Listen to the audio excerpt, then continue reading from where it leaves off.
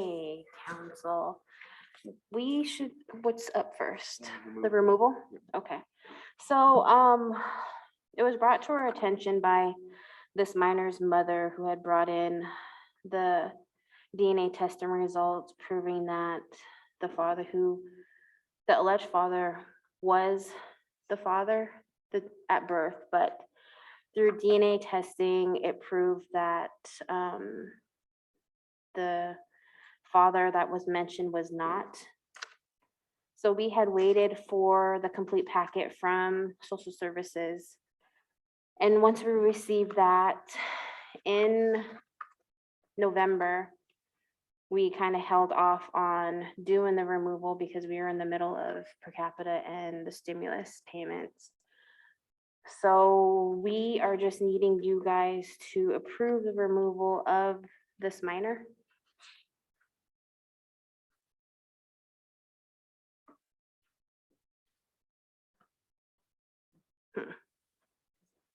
No, I don't have names. We just used enrollment numbers.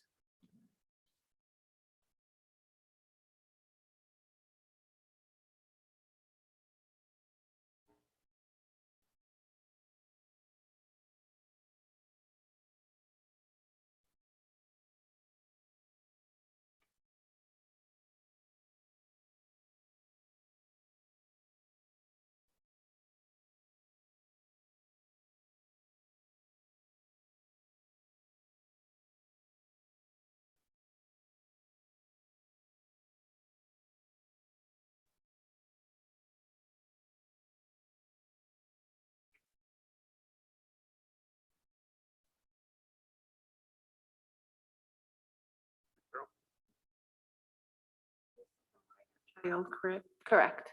And so there's an appeal process. Who on behalf of the child can appeal or how does that work? If there was to be an appeal, it would be the mother within 30 days of you guys taking action.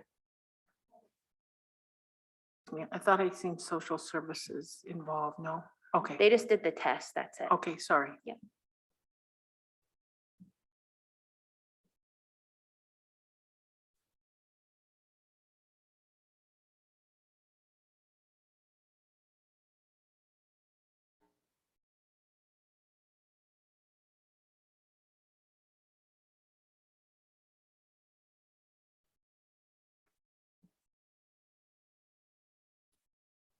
By Carol.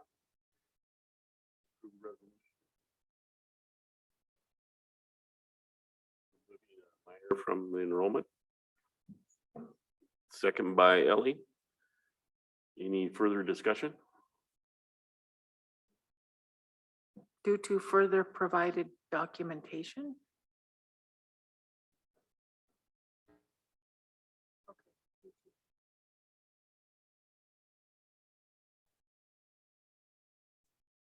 All those in favor, show of hands. Unanimous. Thank you.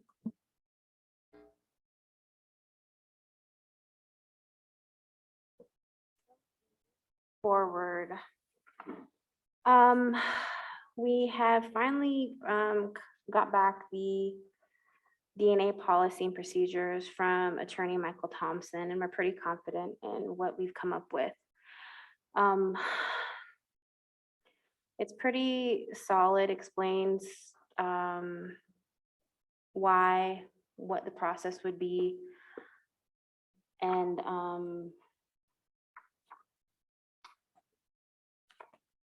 the percentages when it came to the testing. And of course, it's gonna save, I have currently 26 applicants that are needing DNA testing done, but they can't afford it. Currently, when we go through LabCorp, refer them to LabCorp, they are coming out of pocket around $550. The reason why we are trying to go this route is because it's gonna save them at least a third of the cost. There won't be any money handling in between us and LabCorp. They will be able, the tribal members will be able to come into the office with a money order or a check for $75. In between that time of getting the policy set up and the contract, me and Lawrence had completed a training through LabCorp where we are now certified if we were to do this in-house. So at this time, we were just needing an approval to move forward. You need an approval, approving your new policies for DNA. Correct. And this, as you stated before, this was vetted through the tribal legal department. Yes.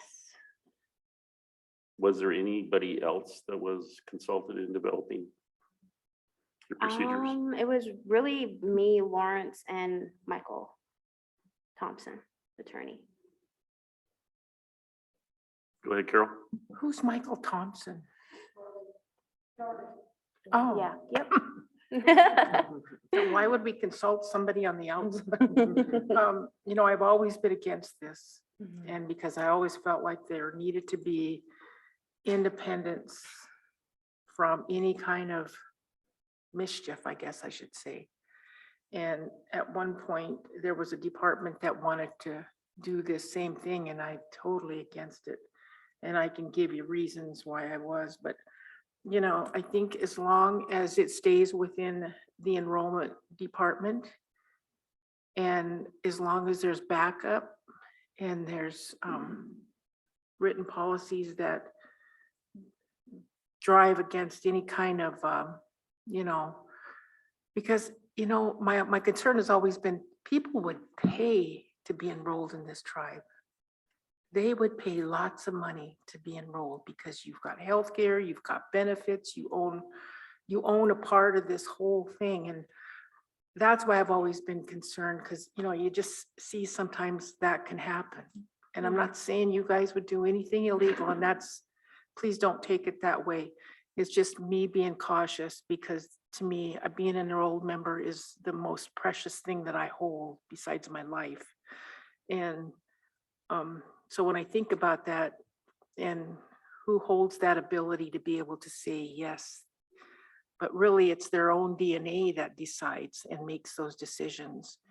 And so as long as that's all adhered to, I think I can say, yeah, let's go this route. If it's cheaper, if people can get enrolled, I'm willing to change my mind on that. But that's always been my concern. And I just hate to bring it out, because people start thinking, well, gosh, she thinks I'm so illegal that you know, I would do something illegal like that. But no, I just know how some people can get through the system and it's not right. And so that's why I'm glad you did the work you did behind this, and hopefully you give us a chance to read through it. I haven't had a chance to read through it, I'm sorry. But Mr. Chair, I'd be willing to consider that at this time, but not today. So, thank you. Yeah. Thank you, Carol. Go ahead. I'm pretty confident in the process that they had given us. They're gonna provide us with a video camera. And we'll have pictures taken, fingerprinting. It's pretty solid. Not only is it gonna save them money, but it's gonna save you guys money, because we also have that policy of, if the child is approved through DNA, that you guys do reimburse half the costs. Go ahead, Lynn.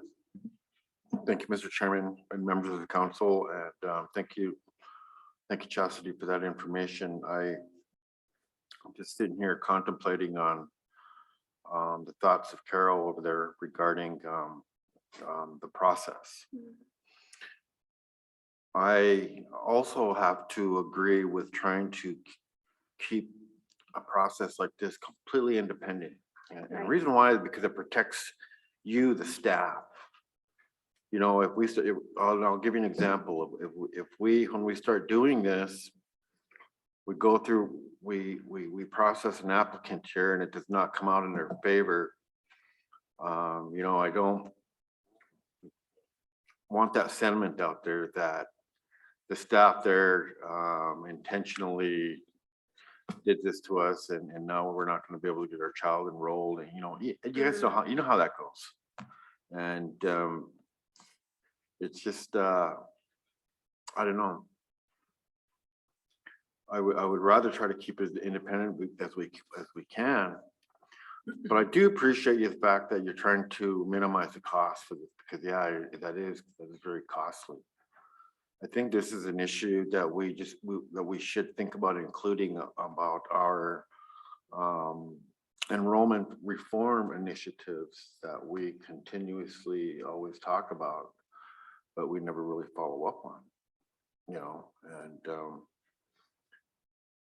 but for now, this is something new. I would like to give it a try.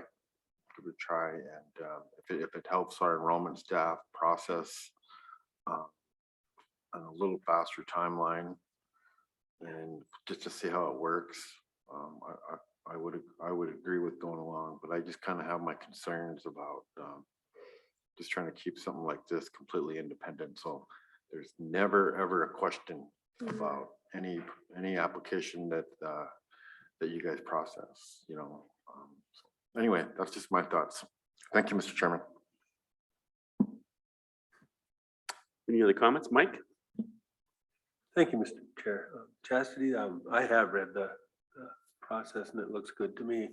The one question I have is in the definition of collection agent. I'd love to see included the idea of certification. Not just that they've had training, but they are certified.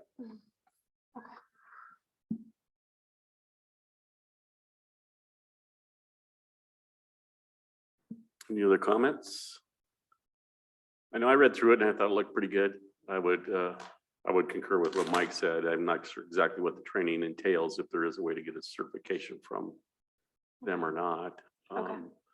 I appreciate the DNA testing that's done. I guess my question for as far as the office goes, and I don't know what all the protocols are, and you know, double checks and, you know, referring calculations and et cetera. So what are all the safety protocols, or the, you know, the absolute assurances that everything's being done up to up? I'm just not sure, other than I have my utmost confidence in the staff that have been there forever. Just what are your protocols for an audit? Do you do an audit on enrollment? Do you do evaluations on all the time, checking, double checking, what quantum calculations or anything else that you might be doing? At the moment, we are going through, I'd say, folders, double checking, making sure everything is correct. If we have questions, then that, of course, that'll go through Lawrence and we'd work it out through there. As far as if we were to do the DNA testing, it would be set up in Lawrence's office. It'd be its own separate area. Yeah, it's always going to be locked. There's things, yeah, that we're going to work through that to make it secure. Yep, only, and LabCorp's only going to work with me, nobody else. I think we have a request to not take action on it today, but to bring it back to us as soon as possible. I like the form. I like what you have. So, yeah, there's always, I know. Go ahead, Ellie. Thank you, Mr. Chair. So you said they would only be working with you. Mhm. What if, She's out. yeah, If she's out, Lawrence is also certified. He's been certified from back when Hank and the child support had their training. So Lawrence has been certified. Chastity just recently got certified. So it could go either way. If she's out, Lawrence is in, or vice versa. So we do have the two, in which we will do a time and date scheduled for the DNA test to be taken. So they will have to schedule an appointment, and we will keep them booked. So that way everything, they just won't come slamming in off the, off the street to do a DNA, they're gonna have to call and make an appointment for that.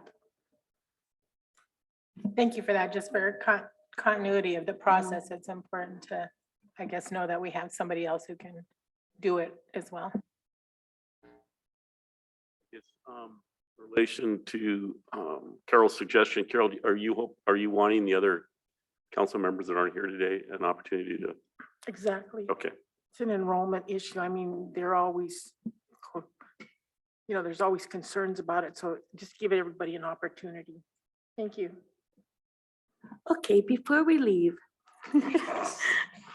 there's something that, and on the back door for quite a while.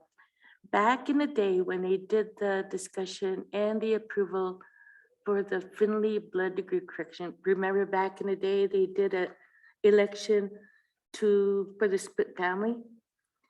Anyway, there was a split family election back in the day.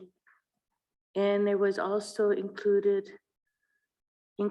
other bloods back in the day. Okay, so now with that Finley blood degree correction, it actually basically enrolled a good majority of that split family. So they're all basically enrolled then. So my question is, will there ever be a discussion to add other bloods for our enrollment?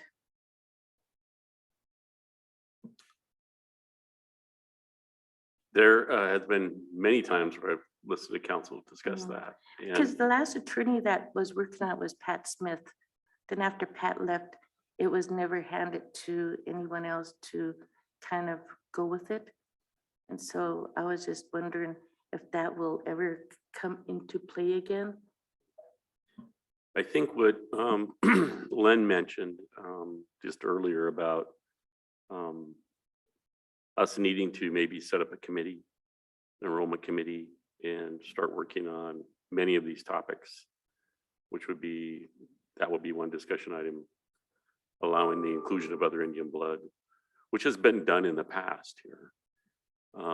And then also whether there be, maybe an A role and a B role or other opportunities. I think there's a lot of discussion points that a committee could help work on.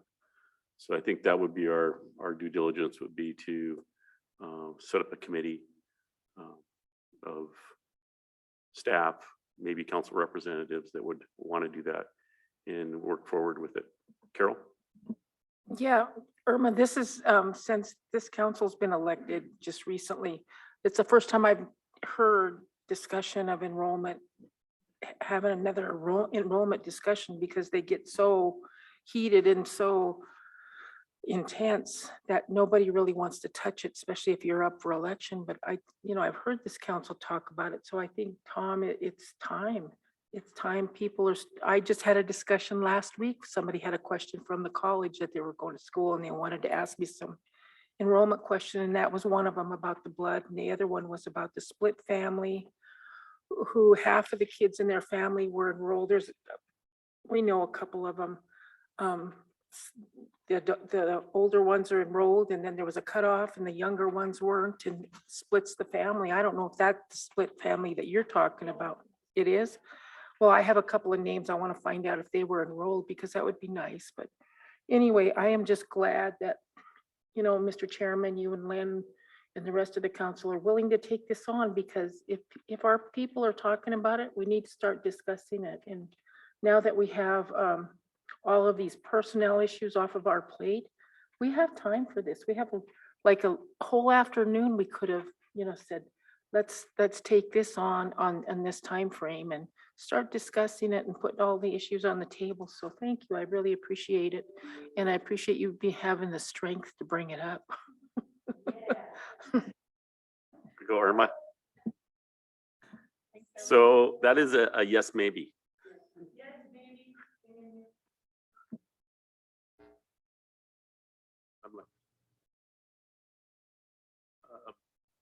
Jen, I don't know if it's an opportunity to bring Brian Upton in now. I think so, because Ellie will have to be going pretty soon. Oh, Martin's back?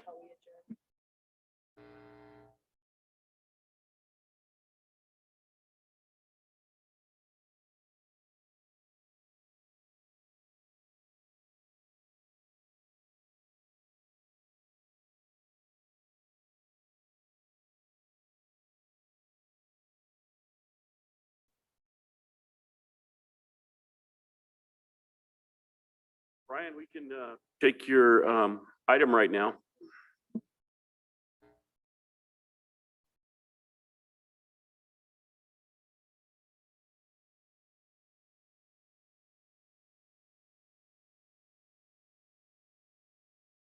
Brian, we have time for you right now if you're available. Chairman, can you hear me? And now, Okay, I'm sorry about that.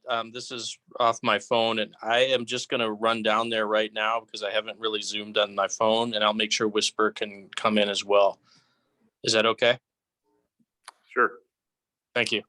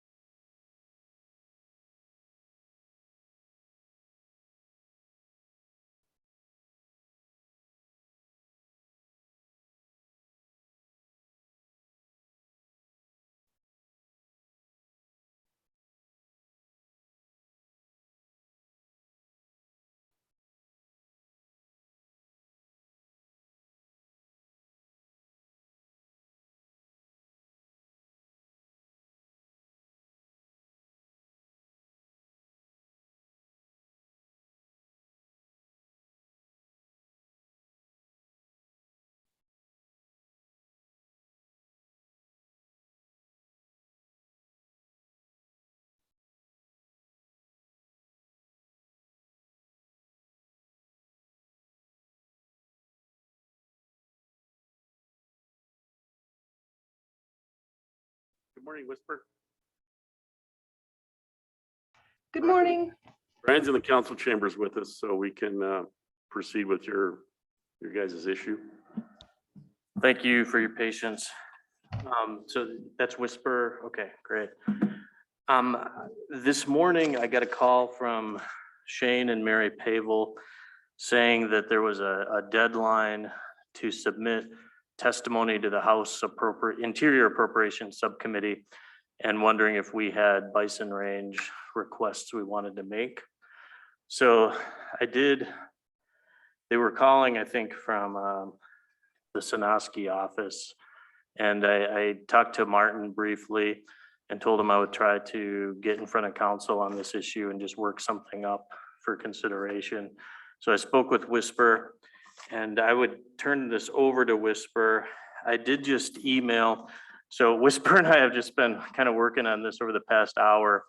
And I added some kind of context history about the Bison Range Restoration Act and that to the beginning of what Whisper had drafted. And Jen, I don't know if you saw the email. Okay. Yeah, that whatever council prefers. And what Whisper has put together is somewhat based on the request we had made of the Bureau of Indian Affairs a year ago. You may have already heard this, but apparently the deal that was struck between the House and the Senate for FY22 appropriations reduced the president's request for the Bison Range funding to $1 million. It had been 3 million. So assuming this passes the Senate, the tribes will get $1 million from the BIA. I do want to remind everyone, we did already get the 5.4 million from the Fish and Wildlife Service for deferred maintenance. So that's in the bank. But from the Bureau, we will just have 1 million, it looks like. The transition period in your Bison Range restoration legislation lasts until the end of this calendar year. So that includes the first quarter of FY23. So you have a very strong toehold to be making these requests. And that's part of what I just added to what Whisper put together. So the total that Whisper proposes to request would be 2.6 million. And I would just turn it over, Whisper, if you'd want to talk about that more to council or answer any questions with respect to that, we could do that. I do also just want to flag, I've been trying to get a hold of Rick this morning. I haven't been successful yet, but I expect Shane is probably keeping him in the loop as well, but I'm trying to make sure he's in the loop as well. You bet. Thank you for getting us in today to visit about this quickly developing request. I have been recently, this last couple of weeks, working on the deferred maintenance budget tied to the other funding that came in. So a lot of these items are paramount in my mind.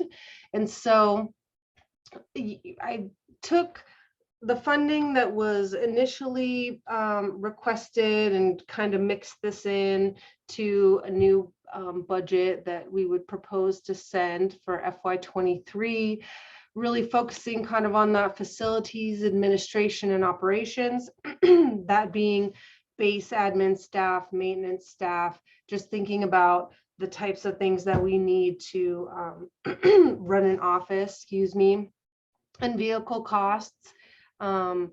Throwing out the number of $950,000 for that section.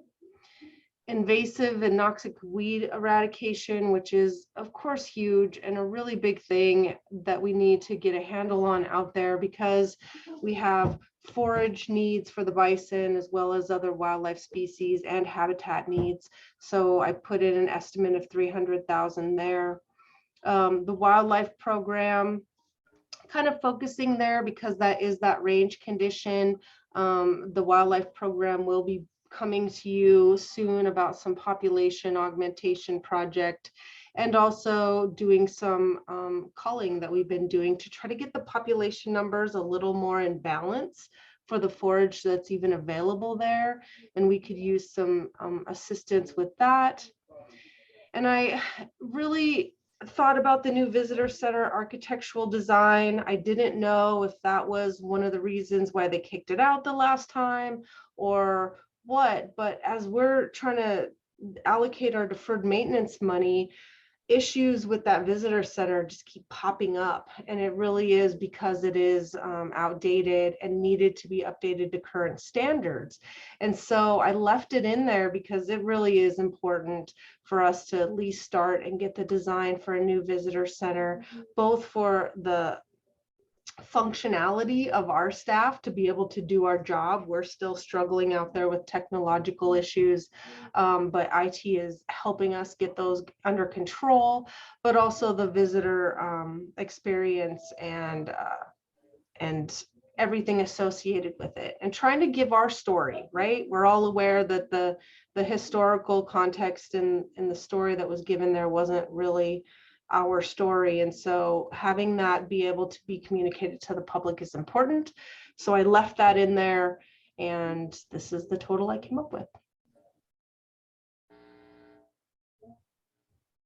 Any questions? I will. Go ahead. Yep. Yeah. So I'm reading through, well, I can't see that number one again. I see that it does have fencing. The 950,000, I don't know. I would think that'd be very important with trying to maintain it, but Yep.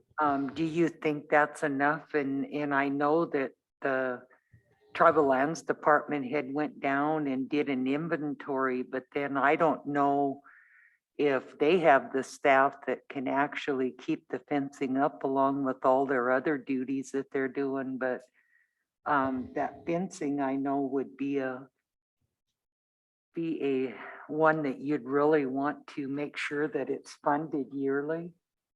And then security was the two that I was the most concerned about. I agree, and security is something we're working working on getting all updated.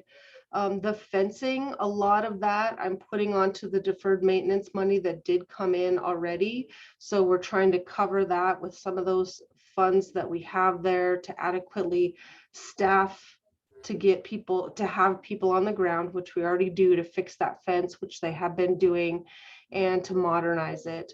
So I guess I felt like this amount was with that relief from that deferred maintenance funding that we did receive already. Thank you. Any other questions about this testimony and how it's been revised?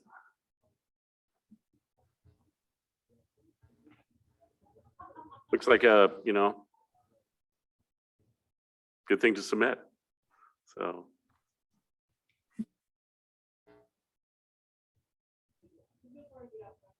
Your consensus, Brian, or? Yeah, if that's fine. I did just want to check in with you to make sure. I'd like to talk to Mary Pavel a little bit too and see if she thinks it makes sense for us to tell the subcommittee about some of the funding that we've got from BIA and FWS for transition, or if she thinks that's not a good idea.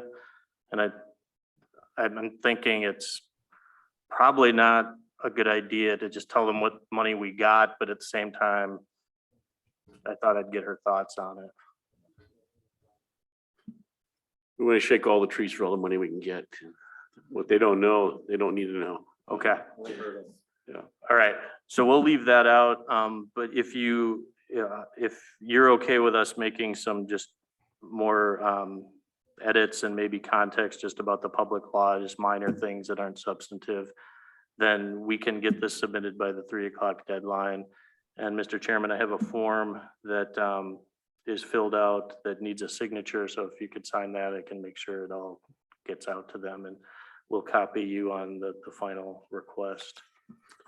Consensus for council to proceed? Okay, we have full consensus. Thank you. Yeah. Thank you. Appreciate it.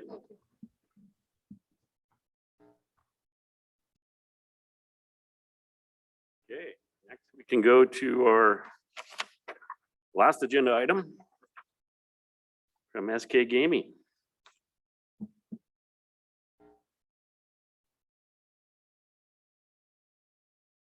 Okay, Troy, you guys are up.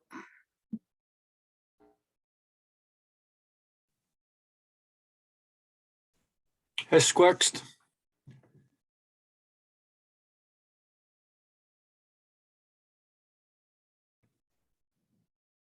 Good morning, everybody. Morning. Morning, Troy. Good morning. So we're going to start off. Brian's going to lead a brief introduction on SKK Gaming, and clearly, if there's any areas where you'd like to have further explanation, please reach out and let Brian be aware of that, and we'll try to cover all the bases that we can. So, Brian, with that. Okay. I'll share my screen and then go through the orientation. I believe the same information is available in your packets.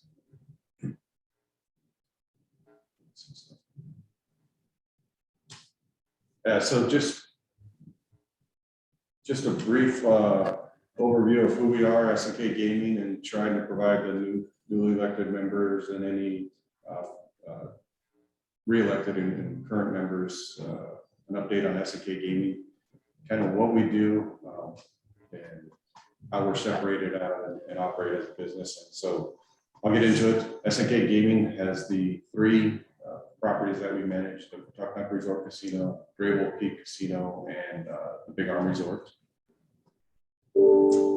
And the managing members of SNK Gaming, which are appointed by the tribal council, are Troy Feldman. And I don't know if you guys want to introduce yourselves. Maybe that's. I'm Troy Felsman.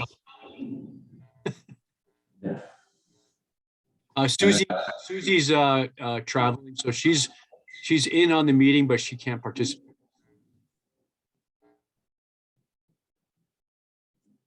And I know Pete White is the secretary treasurer. Kara Holion is a board member, and Francine Dupuy is a board member. So those are your managing members of SNK Gaming. And just a brief background from a company standpoint. So SNK Gaming was formed in 2006 under the tribe ordinance 104A as a limited liability company. And we operate the following properties. Here's a detailed description of kind of the business part of our properties. Quatucknuck was originally opened in 1992.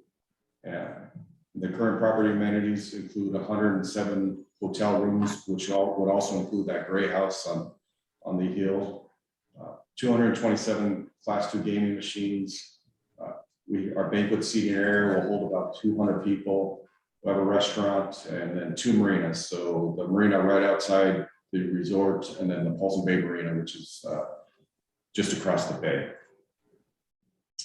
Then Grable Peak Casino was originally purchased as the C-Store and casino in 2006. And then in November of 2016, we opened the new $24 million casino, which has today 335 Class II gaming machines, a restaurant, and a gas station. And then Big Arm Resort was originally leased from the tribes in 2015 to SNK Gaming. The property has been rehabilitated from the former state. We now have a restaurant, marina operations, 30 RV spots, 20 cabin units, and a small casino with 40 Class II gaming machines.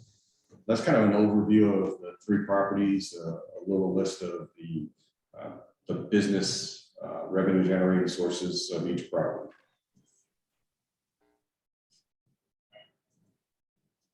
And then SNK Gaming employs 135 full-time equivalent employees year-round. And then during the peak season, we usually gain about 50 additional employees. So last year we went up to 185. Of that, we generally carry about a 68% tribal affiliation. So that's CSKT, members of other tribes, descendants, all associated with that affiliation. And then in fiscal year 2021, SNK Gaming generated $31.4 million in revenues. That's primarily from our gaming business segment, which generated $24.7 million of that $31 million. And then since 2008, SNK Gaming has provided $15.9 million in dividend and $6.9 million in interest payments to the tribes. Our Eagle Bank too is associated with that interest payments. And SNK Gaming has, at the end of September 2021, the close of our fiscal year, we had $27.9 million in outstanding loan balance with either the tribes or Eagle Bank.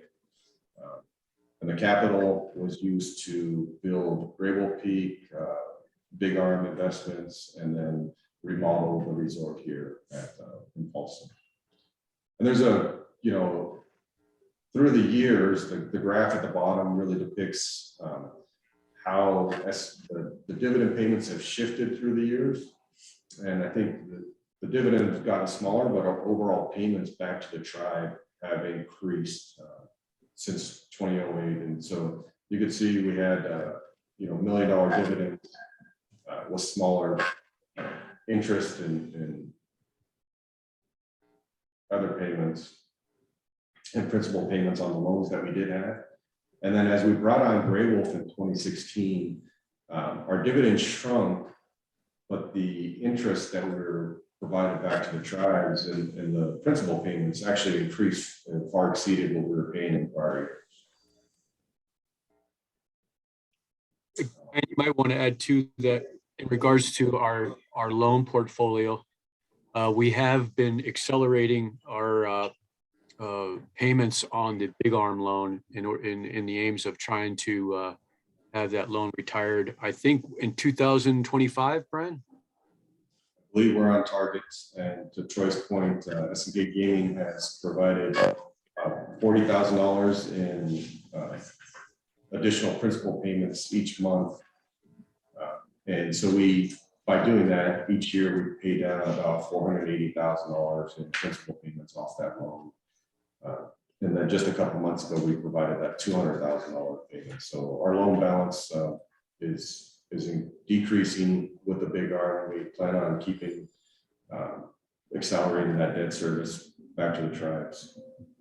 And then once we're done with big arm, I believe the plan will be to accelerate our debt service on the remodel on that. And then we'll pay that off. We're taking the big arm 30-year loan, and it's really gonna bring that down to like a 6-year window that we'll have full repayment.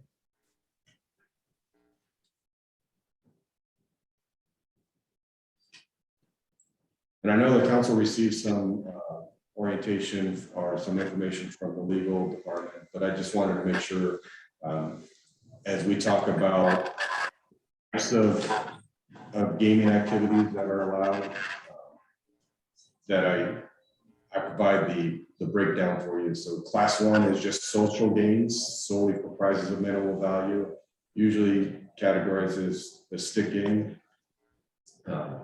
And some gaming activities, when they're associated with the tribal ceremonies, like the powwows that the tribes conduct each year.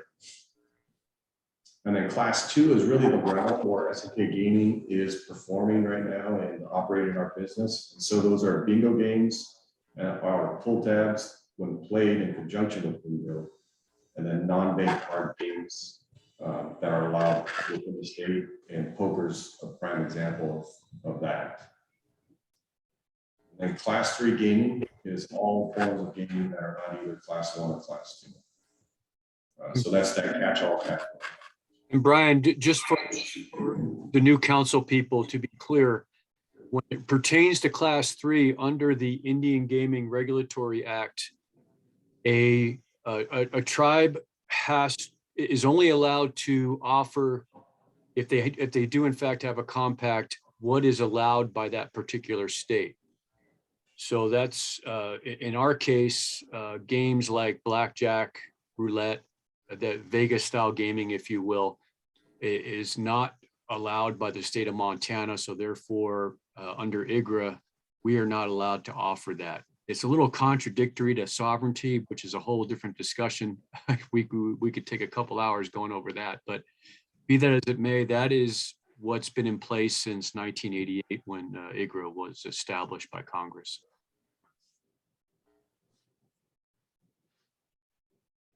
So class 2, I don't know. I would probably personally say, I don't think anybody ever envisioned by allowing bingo in 1988, they would have predicted where we are at today in the electronic bingo machines that we utilize to conduct bingo. So, but all the machines that we have and operate are bingo machines. They have a bingo card, there's a bingo draw that's conducted, and the game of bingo is played, and everything you see in front of you is just entertainment.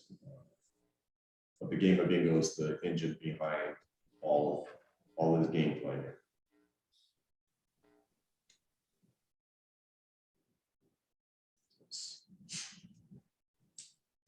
Just in terms of regulation and what's required by IGRA. So class 1, and that's regulated exclusively by the tribes and not subject to the provisions of IGRA. Class 2 is regulated by both the tribes and the National Indian Gaming Commission concurrently. And the tribes are often positioned as the primary regulator of gaming on the reservation. And class 3 can only be conducted when there's a compact that's approved by the Secretary of and other procedures or other procedures, secretarial procedures, when you find most of that occurs when states refuse to negotiate in good faith.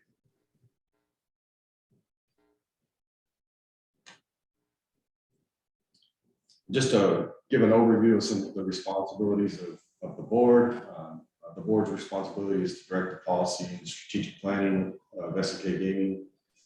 They approve our operating plans, our budgets that are submitted by the executive team. So the checks and balances are the executive team produces some information, and the board actually approves those actions. And then we move forward from there. And then the operating responsibilities, the SNK Gaming is managed by the executive team. I'm Brian Miller, the CEO of SKT Gaming, and today we have with us the other members of the team. I'll let them introduce themselves. Shelley Cotted, I'm the Chief Financial Officer. Daniel Hanson, General Manager for Grayville Peak Casino. And I'm Sheila Matt, I'm the General Manager for Wachacnook and Bighorn.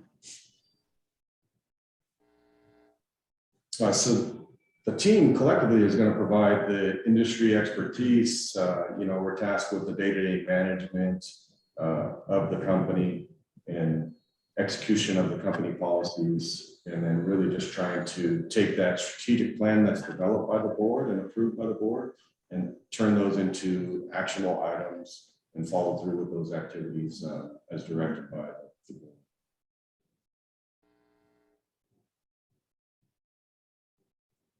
And I did want to point out just to provide some clarity that the regulation of gambling on the reservation is actually conducted by the tribe's gaming commission. So they're an independent body formed under the gaming ordinance 92D. So they're tasked with the regulation of not just SK gaming, but all gambling that's conducted on the reservation. So ordinance 92D, which is where the ordinance SK gaming falls under, authorizes only class 2 gaming by tribal companies. It requires that 60% of our net income is provided back to the tribes, and that's what we provide as a minimum for dividend payments.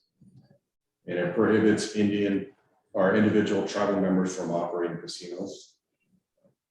And then the commission regulates gambling within the exterior boundaries of the reservation in both class 1 and class 2, and without a class 3 compact, all other gambling activities that are classified as class 3 are prohibited.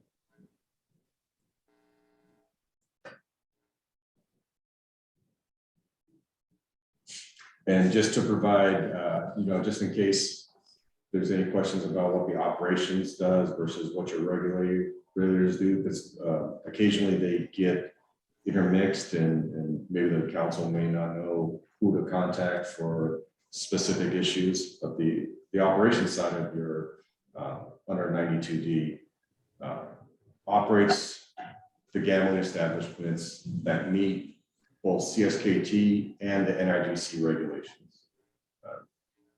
SK Gaming operates concurrently under ordinance 104A and 92D. And we're a for-profit company that generates dividends back to the tribes. From a regulatory standpoint, the gaming commission sets the regulations and the requirements within the gaming jurisdiction. They actually license the gaming facilities within the reservation. And they license key and primary employees. That's both required under 92D and the NIGC regulations. So those are just kind of different responsibilities. So the gaming commission is an independent body. They're regulating us, and they report to the tribe and the tribe structure, not to anybody within SK Gaming or the SK Gaming board. So the regulation is done independently that way. The CSKT and SK Gaming working relationship. So the tribal council selects and appoints the board members in accordance with our fourth operating agreement, or fourth amended operating agreement that's dated in February of 2019. And then the elected leaders of the tribal council are also the shareholders, are selected, are seated as the shareholders of SK Gaming. And then from a reporting standpoint, SK Gaming reports quarterly and annually to the shareholders. We provide annual presentations of our audited financial statements, and we provide updates on our five-year strategic plan to the council of the shareholders.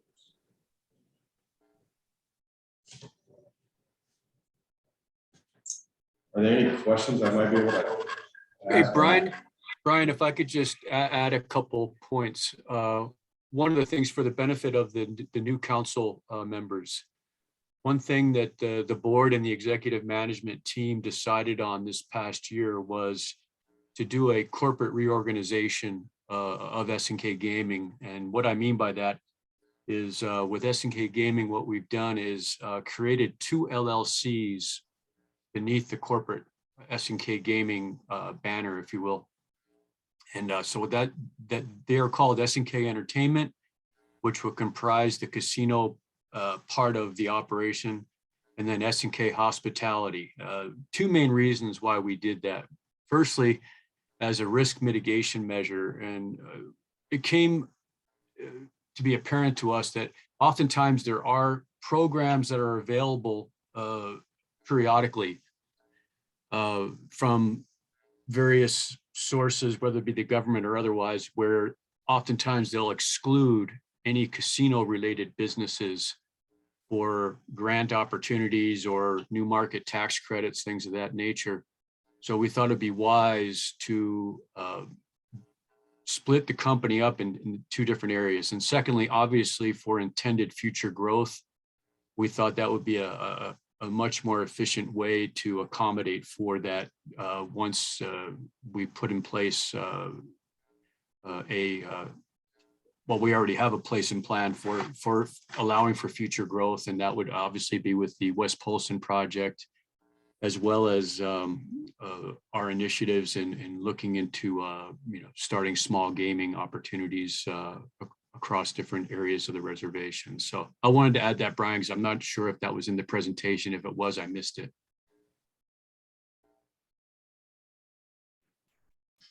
No, thanks, Troy. I don't know if anybody has any questions or if we could provide any clarification on anything. Sure. Yeah, Bing has a question. Thank you, Mr. Chair. Hey, Brian, this time, last Friday when we were having our meeting, we talked about the quarterly reports. That would be probably a good time to ask council if they want to continue with them quarterly reports or just the annual report. Yeah, thanks, Bing. And for clarification, I think in our 4th operating agreement, we have listed as both quarterly and annual meetings with the shareholders.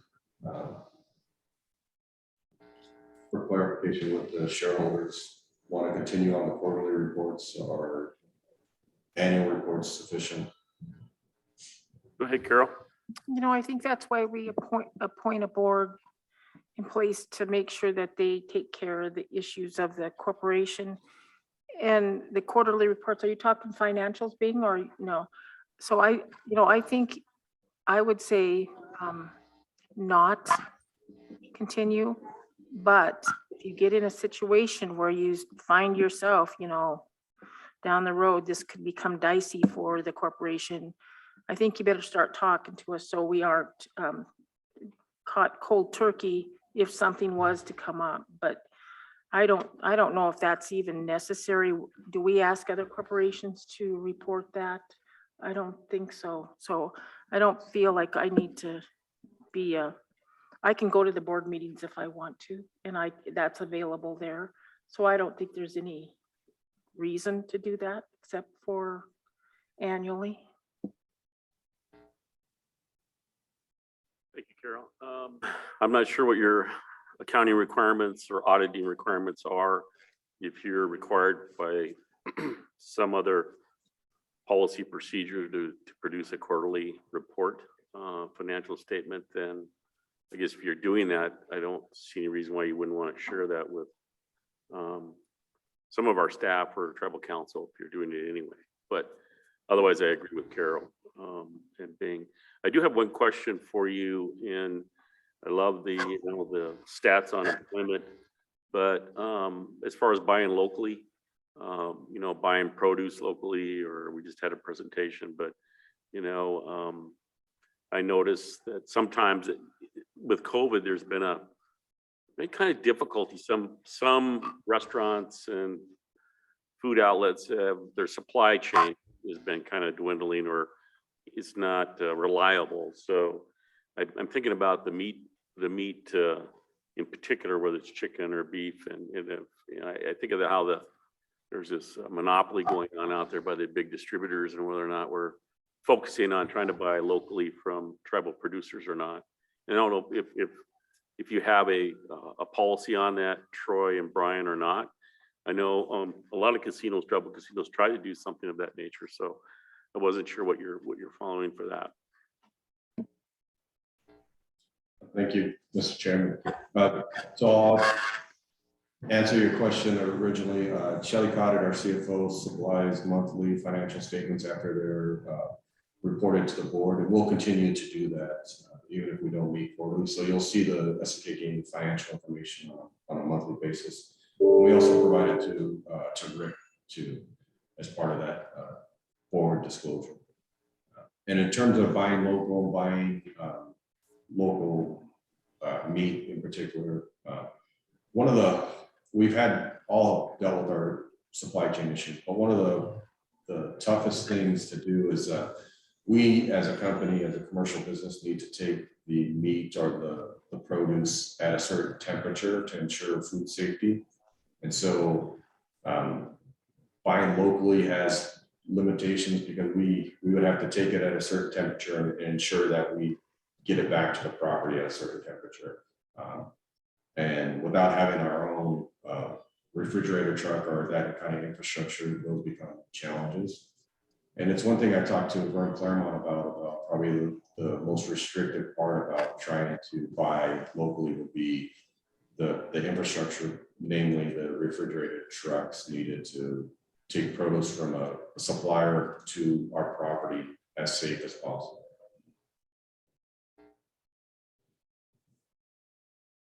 Okay, thank you. Any other questions for gaming? Go ahead, Mike. Thank you, Mr. Chair. I was just wondering how the progress is going toward getting a satellite out there at the barber shop. Well, Mike, I know I owe the board some more information on the startup costs for that, and then they'll in turn will be able to make an informed decision. We're calling it the Dawson location. But actually, Mr. Chairman, the big holdup right now has been the HVAC system required. As you probably can guess, those machines will generate quite a bit of heat. So that's been the holdup right now, is getting a contractor available and giving us some bid comparisons that we can do. We did have one contractor come out. We thought that the system he recommended sounded like it was a little bit overboard. So we're trying to get that get a comparison from at least two other contractors, just to be financially responsible. And as far as we're aware on the board, that's been the only holdup. And I think until we get that, we're kind of in a holding pattern. Brian, would you concur? Yeah, that's the piece that I owe the board, the piece of information I owe the board to get a well-rounded startup cost for this project. And I guess from the board, one of our questions to council is, do we have any idea on any kind of discussion with the governor's office in regards to a sports betting and/or, class 3 sports betting and/or whatever else, however that would end up, those kind of negotiations? Mr. Chair. Go ahead, Nita. Before we go on to that, I don't know if we're live or not, but I've got questions. I don't know if I missed something or how they selected just one individual for this satellite gaming. I can Because answer that. I've had quite a few other tribal members that have said that they were part of that when the tribe took over the gaming, and they lost the machines at that time. So There's a simple reason for that. Selected. There's a simple reason for that. What we're trying to do is we're trying to perfect a business model, and we thought it prudent that we would start with one location, and we have everyone has a plan, in any kind of business endeavor. We want to make sure that we've got all the kinks ironed out and how we're going to handle the management of that operation from a surveillance perspective, and then also money handling as well. So that's the reason why we want to get that started, perfect that model, and then be able to expand that. I will mention, secondly, I don't expect our local and state governments not to have concerns here, because it's been my experience, and I think, for example, not related, but kind of is, anytime the tribe exercises any degree of sovereignty, there is a lot of kicking and screaming from the non-tribal population. Twin Lakes, for example, I mean, my gosh, cutting off access to Twin Lakes and the outcry from that. I would expect the Montana Tavern Association, county commissioners, representatives from the state thinking that we're doing Class 3 gaming without a compact, simply due to ignorance of the Indian Gaming Regulatory Act and the language that entails. So we thought